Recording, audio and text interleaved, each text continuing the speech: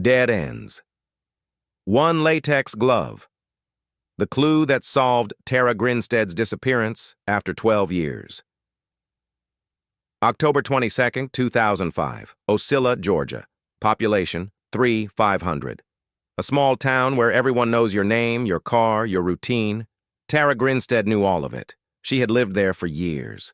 Taught history at Irwin County High School. Coached the school's beauty pageant team. Judged competitions across the state. She was, by every account, the kind of person a small town builds itself around. On the night of October 22nd, she attended a barbecue at a colleague's home. She left around 11 p.m. She drove herself. She arrived home. That is the last confirmed moment anyone saw Tara Grinstead alive. Her car was in the driveway the next morning. Her purse was inside the house. Her dog was alone. And on the lawn, just outside her front door, investigators would later find a single latex glove, not a pair. One glove. It would take 12 years, a prison conversation, and a chance confession for that glove to mean anything to anyone officially. 12 years during which Tara's case went from active investigation to cold file. 12 years during which her students grew up, her colleagues retired, and her family waited. 34 years old. No enemies anyone could name. No history of violence in her life. No reason, on the surface, for any of this. She did not run. She did not disappear willingly. She did not leave a note. She was taken. And for more than a decade, no one was charged, no one was arrested, and the town of Ocilla, a town that prided itself on knowing everything about everyone, claimed to know nothing. That latex glove sat in an evidence bag for 12 years. This is the story of what it finally told us. Ocilla is the kind of town that doesn't appear on most maps unless you're looking for it. It sits in Irwin County, deep in South Georgia. Flat land, pine trees, two-lane roads that stretch into nothing. The kind of place where the high school football game is the event of the week and the local diner knows your order before you sit down. Population 3,500, give or take. The kind of number that means everyone has a history with everyone else. Tara Grinstead grew up understanding that world. She was born in 1971, raised in Georgia, and built her life within a radius that most people from larger cities would find suffocating. But Tara didn't find it suffocating. She found it hers. She had competed in beauty pageants since she was young, not as vanity, but as discipline. She understood what it took to present yourself, to prepare, to perform under pressure. She eventually competed at the Miss Georgia level. She didn't win the crown, but she earned something more durable, a reputation as someone who took things seriously and helped others do the same. She became a teacher. At Irwin County High School, Tara taught history. By all accounts, she was the kind of educator students remembered, engaged, demanding, warm. She coached the school's beta club and helped prepare young women for pageant competitions across the state. Former students described her as someone who pushed them, believed in them, and showed up consistently. She was 34 years old in the fall of 2005. She lived alone in a modest house on Newton Drive. She had a dog. She dated occasionally. There were men in her life, as there are in most people's lives. But she was not married, did not have children, and by most accounts was content with the life she had built. Her colleagues liked her.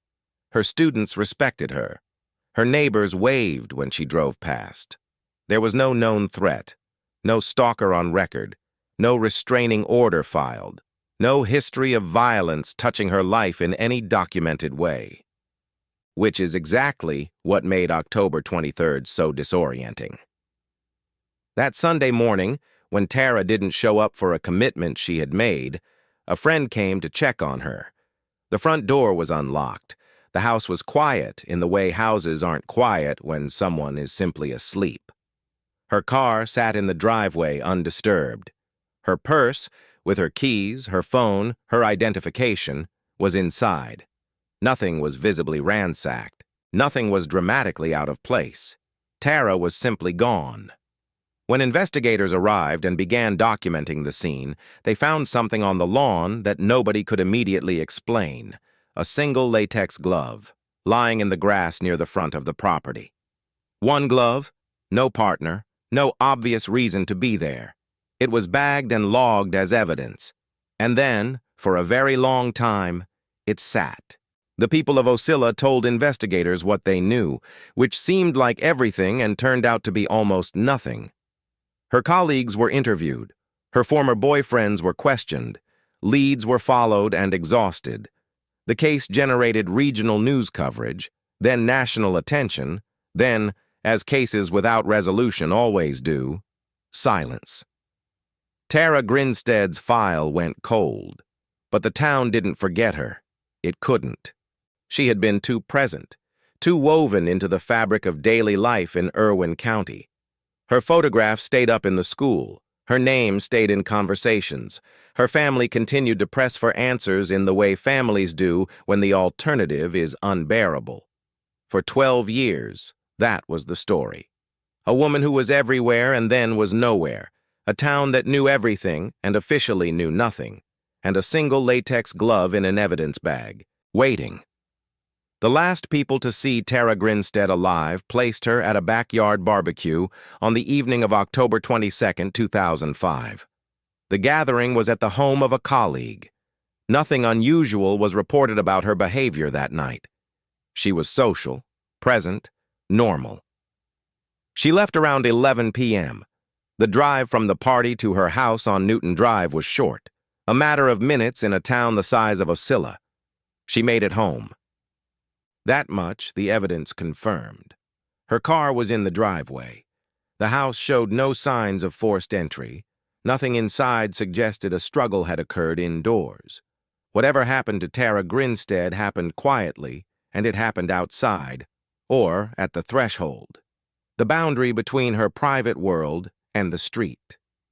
The latex glove on the lawn pointed to that threshold. A single glove found in the grass near the front of the property. Latex. The kind used for tasks where you don't want to leave fingerprints. The kind that comes in boxes of 50 or 100, purchased at any hardware store or pharmacy. Unremarkable in isolation, deeply remarkable in context. Investigators processed the scene carefully. The interior of the home was documented. Her belongings, purse, keys, phone, were cataloged. The glove was collected. Neighbors were canvassed. Nobody reported hearing anything unusual that night. No shouting, no car that didn't belong, no sound of any kind that suggested violence. Ocilla at 11 p.m. on a Saturday night is quiet. That quiet, it turned out, had swallowed something. What the evidence suggested, though no one could prove it at the time, was this: Tara arrived home and someone was already there, or someone followed her. Or someone she knew came to the door and she let them in, or stepped outside to speak with them, and the encounter did not end the way she expected. She was not taken from inside the house. She was taken from outside it, or from the edge of it, in the dark, in a town where no one was watching. Her body was never found at the initial scene. No blood, no weapon. No physical evidence of violence in any volume that could reconstruct what happened in real time. What investigators had was an absence, a woman-shaped hole in the middle of an otherwise ordinary Saturday night. The Georgia Bureau of Investigation was called in to assist local law enforcement.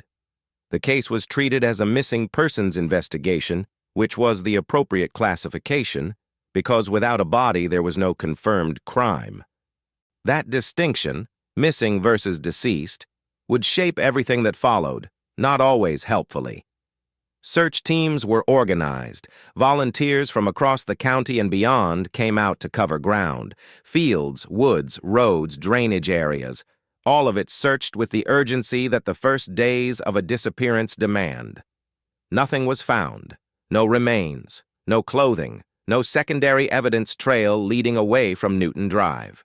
The searches slowed. Then they stopped. Weeks passed, then months. The Georgia Bureau of Investigation pursued leads with the resources available to a regional agency handling a case with no body, no confirmed crime scene, and no witnesses. Former boyfriends were questioned. Acquaintances were interviewed. Anyone connected to Tara's life in any meaningful way was asked to account for that Saturday night. No arrest was made, no charge was filed. The case did not break open the way cases are supposed to break open when an entire community is watching. It simply didn't break. It held its shape, a locked room with no door, while the months became years and the years became a decade, and the people of Ocilla slowly, painfully, learned to carry the absence of Tara Grinstead the way you carry something that never stops being heavy. She was 34 years old. She had done nothing to invite this, and whoever took her walked away from Newton Drive wearing one latex glove and left the other one behind. The Georgia Bureau of Investigation does not take over cases lightly. When local law enforcement in Ocilla requested GBI assistance in the days following Tara's disappearance, it signaled something important. This was not a situation that would resolve itself quietly. This was not a woman who had driven to Atlanta for the weekend without telling anyone. The evidence at the scene, the untouched car, the purse, the phone, the unlocked door, the single latex glove, told a story that small-town resources alone were not equipped to finish reading. The GBI assigned agents. The case was opened formally and pursued with the tools available to a state-level investigative body in 2005. That qualifier matters. In 2005, forensic technology was capable, but not what it would become a decade later. DNA processing was slower, more expensive, and less precise. Digital records were thinner. Surveillance infrastructure in a town like Ocilla was virtually non-existent. Investigators worked with what they had. The latex glove was submitted for forensic analysis. What came back was limited. The glove yielded insufficient material for a usable DNA profile at the time. It was logged, stored, and remained in the evidence chain, present but silent. The victimology work was thorough by available accounts. Investigators built a detailed picture of Tara's life. Her relationships were examined. Her routines were documented. People who had been close to her, romantically, professionally, socially, were interviewed at length. Several individuals were looked at more carefully than others. Among them was a man named Ryan Duke. Duke had grown up in Irwin County. He was younger than Tara. He had been a student at Irwin County High School during a period when she was teaching there. He was known locally, unremarkably so. He was not, in the early years of the investigation, publicly named as a suspect. But he existed within the social geography that investigators were mapping. Also examined was a man named Bo Dukes, no relation to Ryan, who had connections to Ryan Duke and to the broader social world of Irwin County. Bo Dukes would eventually become a critical figure in the case's resolution. In 2005 and the years immediately following, he was interviewed and, like many others, released without charge. The investigation produced interviews. It produced documents. It produced a file that grew thicker without growing clearer. Investigative leads were followed into dead ends, which is the nature of most investigations. But some of what happened in those early years went beyond the ordinary frustration of a difficult case.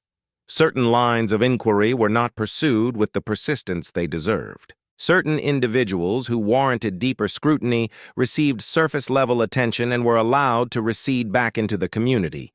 The GBI has never fully detailed its investigative methodology in the Grinstead case, which is standard practice for an ongoing investigation. What became apparent only years later, through court proceedings, journalism, and the accounts of people who eventually came forward, was that the answers were closer than anyone in law enforcement appeared to understand. The community, for its part, did what communities do. It organized, it rallied, it held vigils. A reward fund was established for information leading to answers in Tara's case. Local businesses contributed. The number grew over time, eventually reaching over $100,000. Nobody claimed it. Not in year one, Not in year 5, not in year 10. Former colleagues kept her memory present at Irwin County High School. Her family, her father, her sisters, gave interviews periodically, keeping her name in front of whatever audience would listen.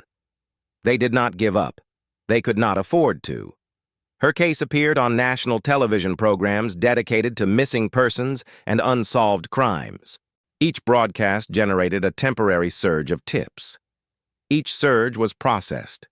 None produced an arrest. The reward sat unclaimed. The glove sat in its evidence bag. The file sat open in the technical sense, never officially closed, never officially solved. And in Ocilla, people who knew exactly what had happened to Tara Grinstead went about their lives. They went to work. They ate at the local diner. They attended the high school football games. They nodded at investigators when they passed them on the street. Some of them had known since the beginning. Some of them had been told. Some of them had carried the weight of that knowledge for years and found ways to keep carrying it. The investigation that was supposed to find Tara Grinstead was, in critical ways, looking in the right place but not seeing what was there. 12 years would pass before someone finally said the name out loud. 12 years is not bad luck. 12 years is a system failing in specific documentable ways. The Tara Grinstead case did not go cold because the evidence was impossible to find. It did not go cold because the perpetrators were sophisticated criminals who covered their tracks with professional precision.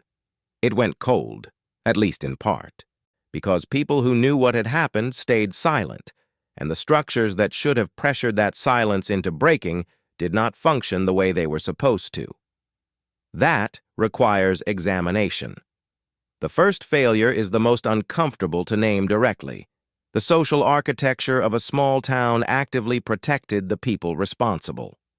Ocilla is not a community of strangers. It is a community of interconnected relationships, family ties, school histories, church memberships, employer and employee bonds that stretch back generations.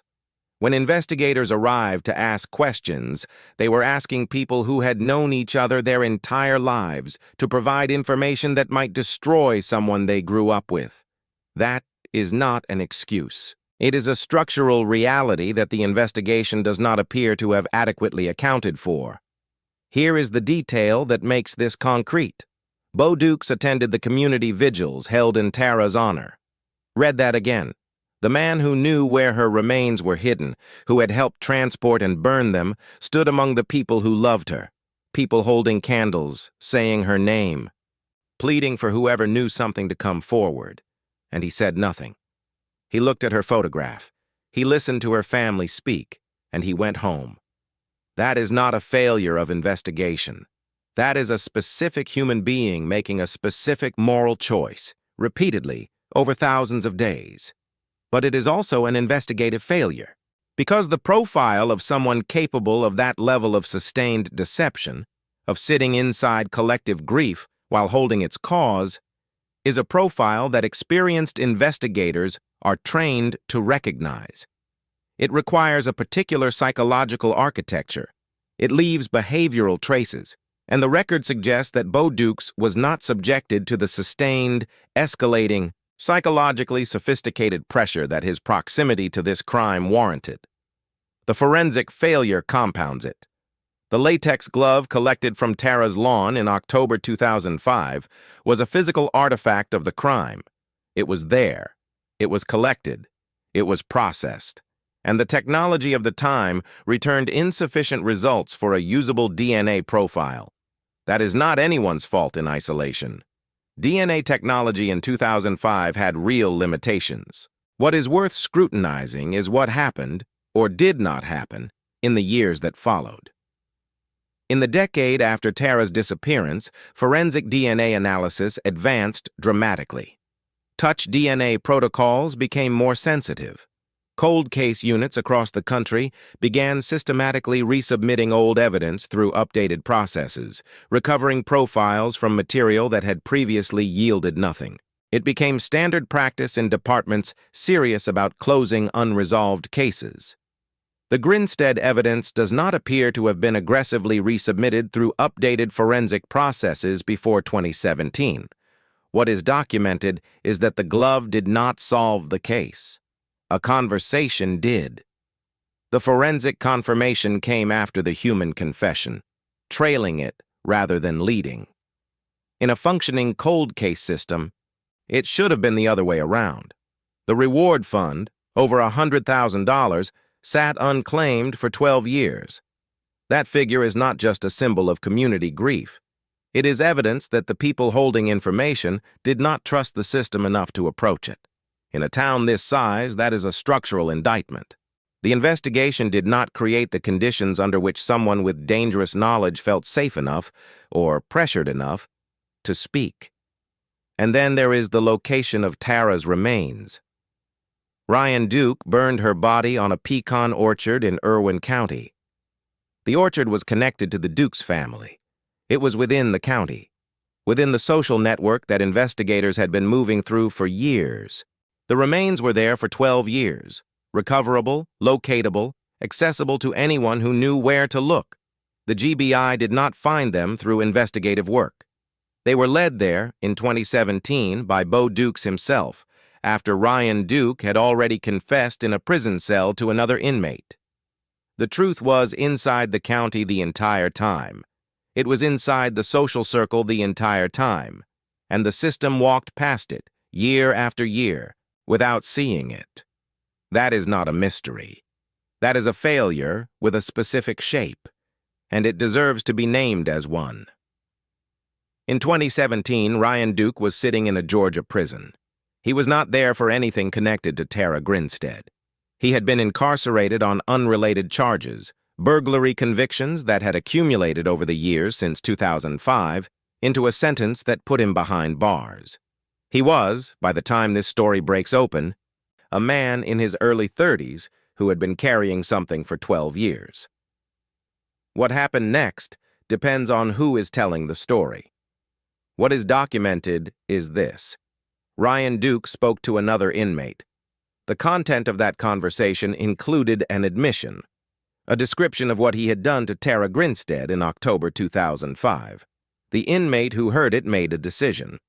He contacted law enforcement. He told them what Duke had said. That contact reached the GBI, and 12 years of silence collapsed in a matter of weeks. Here is the sentence that reframes everything that came before it. Ryan Duke did not confess because he was caught. He was not caught. He confessed because 12 years of carrying it had become heavier than the risk of saying it out loud. And he said it in a prison cell to a man he presumably trusted, not understanding or not caring what that man would do with it. The confession was not a triumph of investigation. It was a collapse of human endurance. Investigators moved quickly once they had a named suspect with a credible account attached to his name. Ryan Duke was interviewed. On February 22, 2017, he was arrested and charged with the murder of Tara Grinstead. He was also charged with aggravated assault, burglary, and concealing the death of another. The arrest sent a tremor through Ocilla that no earthquake could have produced. Ryan Duke, a name known in the community, a man who had walked those streets, who had existed within the social fabric of Irwin County for the entirety of the 12 years that Tara's case went unsolved. He had not fled to another state. He had not constructed an elaborate new identity. He had lived more or less within the world he had always inhabited. And then he had gone to prison for something else entirely, and he had talked. Bo Dukes was arrested shortly after. He was charged not with the murder itself, but with concealing Tara's death and hindering the apprehension of a criminal. What emerged from his arrest and from the subsequent legal proceedings was the full architecture of what had happened on the night of October 22, 2005, and in the days that followed. Ryan Duke, according to the account that emerged, had entered Tara Grinstead's home that night. What brought him to her door, what precise sequence of decisions led him there, was something the legal proceedings would attempt to reconstruct with incomplete success. What was established was that Tara was killed inside or at the threshold of her home, that Ryan Duke was responsible, that in the aftermath, he contacted Bo Dukes, that together they transported her remains to the pecan orchard in Fitzgerald, Georgia, that her body was burned in an attempt to eliminate evidence. And then Bo Dukes went home and attended the vigils and looked at her photograph with the rest of the town. The latex glove on Tara's lawn, 12 years in an evidence bag, was resubmitted for forensic analysis after Duke's arrest, with a named suspect to compare against. The updated process returned what the 2005 analysis could not: a DNA profile, consistent with Ryan Duke. The object that had been sitting 40 feet from the truth for 12 years finally spoke. Not because the technology had been unavailable for the entirety of that period, but because the human piece, the name, the confession passed through prison walls and into a detective's hands, gave the forensic evidence somewhere to land. The glove had never been mute. It had been waiting for someone to ask it the right question. Ryan Duke's legal proceedings were long and complicated. He initially pleaded guilty to murder and related charges, then withdrew that plea. The case went to trial in 2019. The jury ultimately convicted him not of malice murder, the most serious charge, but of felony murder. The distinction matters legally and produced a sentence that many in Tara's family found inadequate. He was sentenced to life in prison with the possibility of parole. Bo Dukes was tried separately.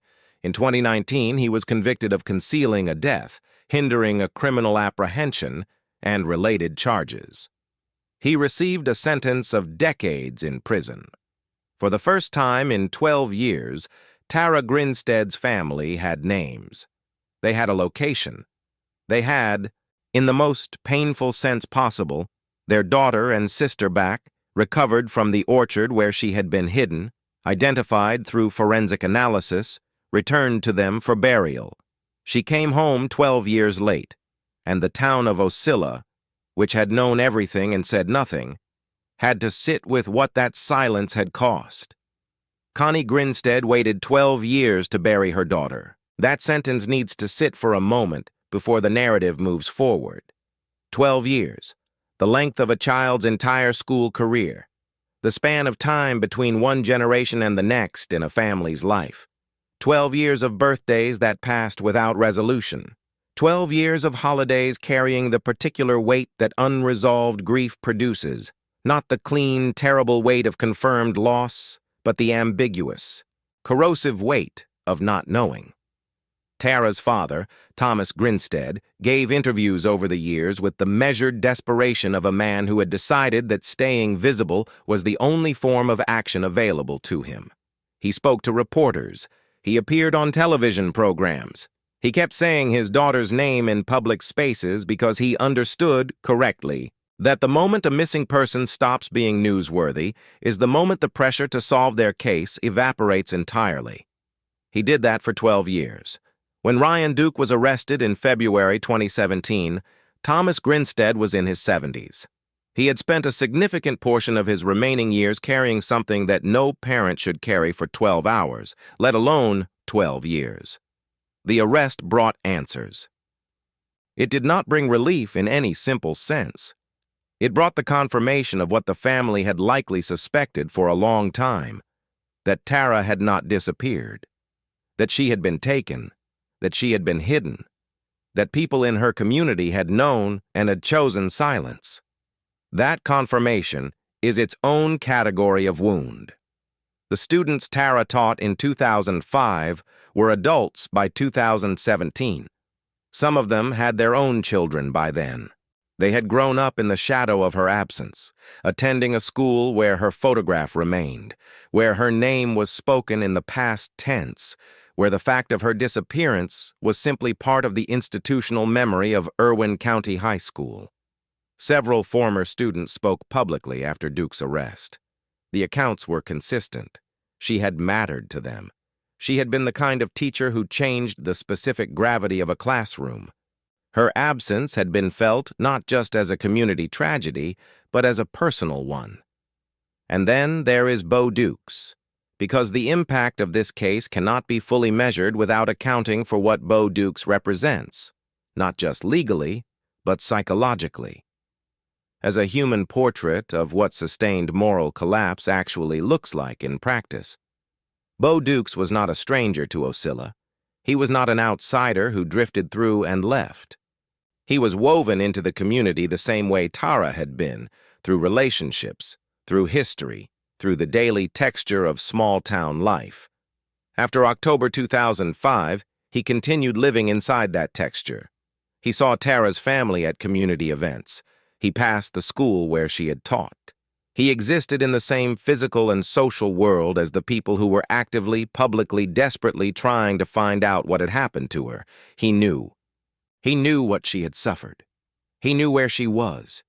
He knew the specific coordinates of the orchard where her remains lay in the Georgia earth, 12 miles from the school where her photograph still hung on the wall. And he went to her vigils.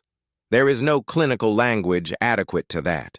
It exceeds what most people, when they imagine themselves capable of moral failure, can picture themselves doing. It requires not just the willingness to lie, but the capacity to perform grief, to stand inside collective mourning and wear it like clothing while holding the precise truth that would end it. When this came out, when the full picture of Bo Dukes' conduct over 12 years became part of the public record, the community of Ocilla did not respond with dramatic outrage. It responded with something quieter and more lasting. A recalibration of what it thought it knew about the people around it. That is the damage that cases like this do to communities that cannot be measured in legal outcomes. It is the damage of discovering that your instincts about the people you live among were wrong, that the face you read as ordinary was concealing something that has no ordinary name. Tara Grinstead was buried after her remains were recovered from the pecan orchard in Fitzgerald. Her family had a grave. They had a place to go. It was 12 years too late, and the single latex glove, the one piece of physical evidence that had been present from the very beginning, sat in its evidence bag through all of it. Through every vigil Bo Dukes attended. Through every year that Thomas Grinstead picked up a phone and gave another interview and said his daughter's name again into a recorder. It had been there the whole time. So had the truth. So had Bo Dukes. The Tara Grinstead case is not a story about an unsolvable mystery. It is a story about what happens when the systems designed to find the truth are inadequate to the social environment in which they operate, and when the people holding the truth calculate, correctly, that silence is safer than speaking. That calculation deserves to be examined without sentiment. Bo Dukes knew. For 12 years, Bo Dukes knew where Tara Grinstead was, what had been done to her, and who had done it. He was interviewed by investigators. He was part of the social world that law enforcement was moving through. He was not a ghost. He was not hiding in another state under an assumed name. He was present, visible, and silent, and the system did not break that silence. The question of why requires more than one answer. The first answer is investigative. The GBI pursued the case with the resources and methodology available to a regional agency in the mid-2000s. The forensic limitations of that era were real. The absence of digital surveillance infrastructure in a town like Ocilla was real. These are not excuses, they are context. But context does not fully explain why a named individual with direct knowledge of the crime was not subjected to the sustained, escalating investigative pressure that the case warranted. Interrogation is not simply a matter of asking questions. It is a matter of building a psychological environment in which the cost of continued silence becomes higher than the cost of speaking. That environment was not successfully constructed around Bo Dukes for 12 years. Whether that reflects a failure of technique, a failure of resources, or a failure of prioritization is a question the GBI has not answered in full public detail. The second answer is institutional. Cold cases do not fail only because of what investigators do wrong in the first weeks. They fail because of what institutions do, or do not do, in the years that follow. The systematic resubmission of forensic evidence through updated technology is not a radical practice. It is standard procedure in departments that take cold case work seriously. The latex glove was recoverable. Its DNA was recoverable. The profile that was eventually extracted and matched to Ryan Duke did not require technology that was unavailable for the entirety of 12 years. The timing of that resubmission, occurring after a human confession rather than before it, is a sequence worth scrutinizing. The glove confirmed what the confession had already established. In a functioning cold case system, the forensic evidence should have been driving the investigation, not trailing it. The third answer is social. Small towns are not uniquely corrupt. They are not uniquely silent. But they are uniquely interconnected in ways that create specific vulnerabilities in criminal investigations. When the perpetrators of a crime are embedded in the same social networks as the witnesses, the neighbors, and the people being asked to come forward, the calculus of testimony changes fundamentally. The reward fund that sat unclaimed for 12 years is not evidence that no one knew anything. It may be evidence that the people who knew something did not trust the system enough or feared their community enough to claim it. That is a structural problem. It is not solved by larger reward funds. It is solved by investigative approaches that account for the specific social dynamics of the environment, approaches that build trust with potential informants, that offer genuine protection, that apply sustained and intelligent pressure to the people most likely to be holding information. None of that happened here. Not effectively. Not in time. If you've made it this far, you already know this channel is different. Subscribe to Dead Ends, and stay with us for every case that was never truly closed.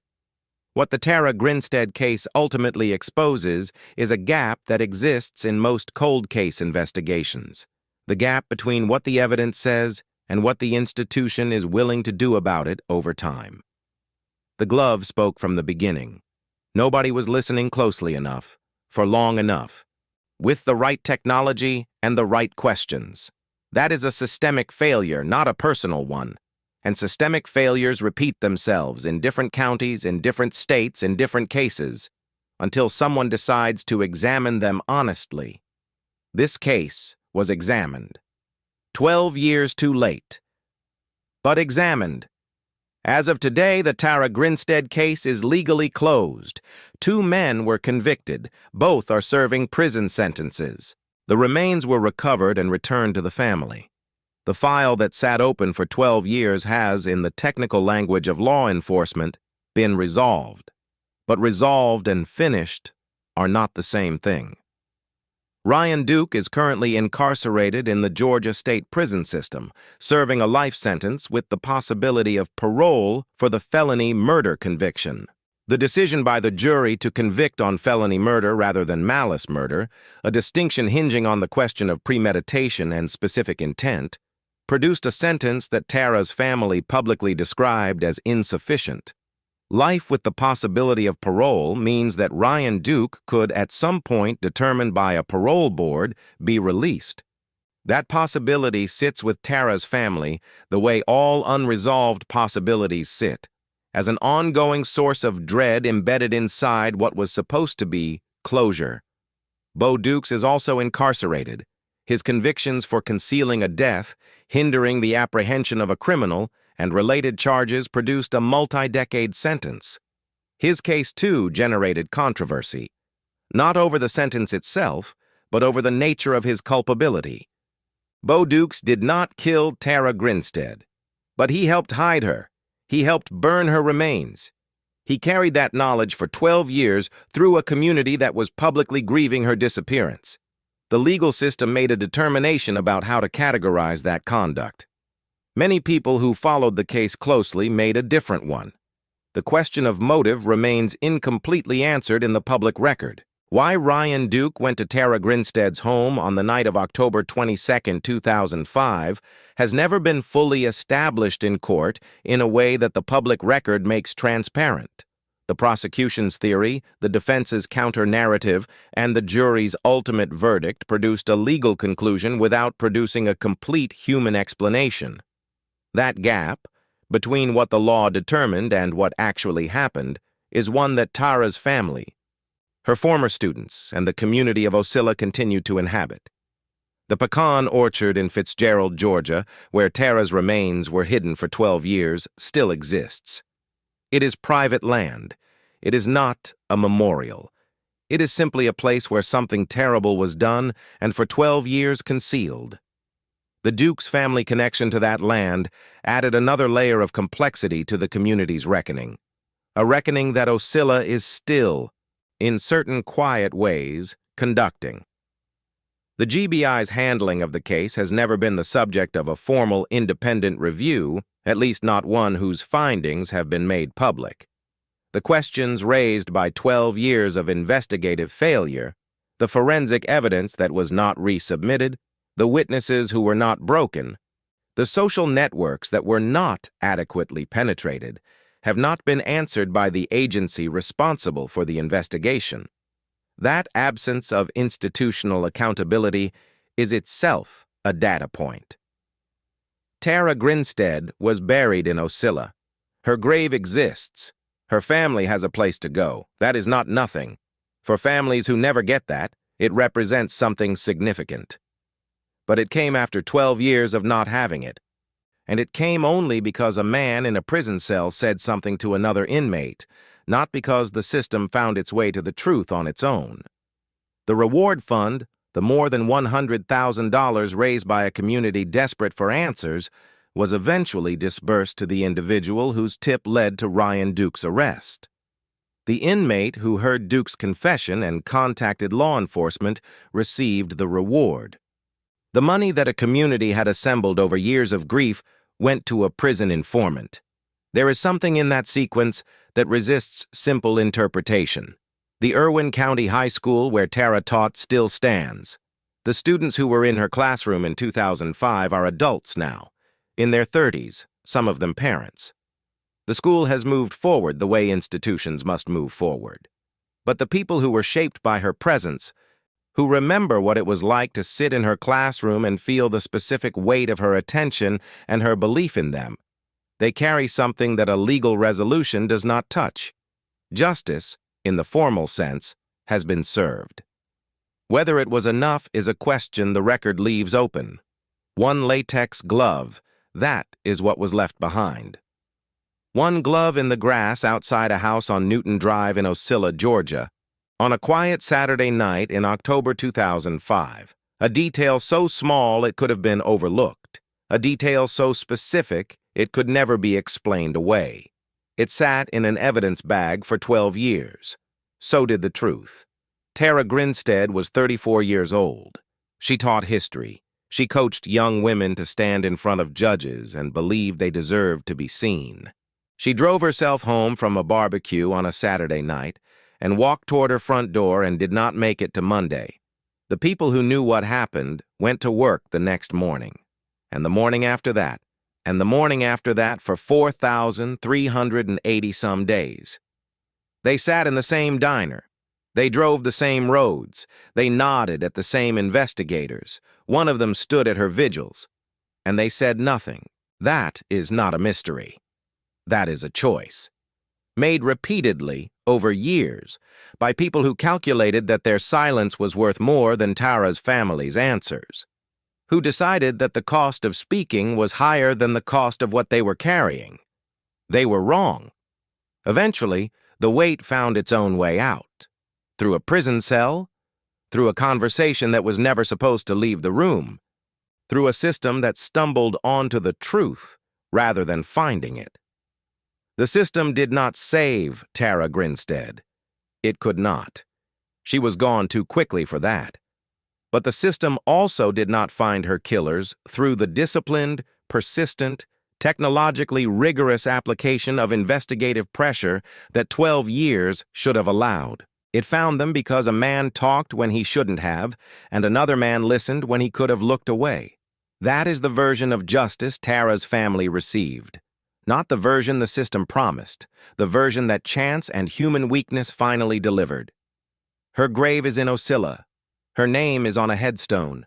Her former students are raising children who will never know her name unless someone tells them. This is what cold cases actually cost, not the procedural frustration of an unsolved file, not the abstract failure of institutional systems. The cost is measured in the specific, private suffering of specific people. A father giving interviews for 12 years. Sisters learning to live around an absence that never filled. Students who grew up in the shadow of an unanswered question about the woman who believed in them. The case is closed. The questions it raises about how we investigate, how we pressure silence, how we protect evidence and pursue truth in the years after the cameras leave, those are not closed. They are the questions every unsolved case leaves behind. Tara Grinstead deserved better than 12 years. So does the next one. If this case stayed with you, share it. The cases that don't get shared are the cases that stay cold. Subscribe to Dead Ends and come back for the next one. Every case we cover is one that the system tried to forget. We don't forget.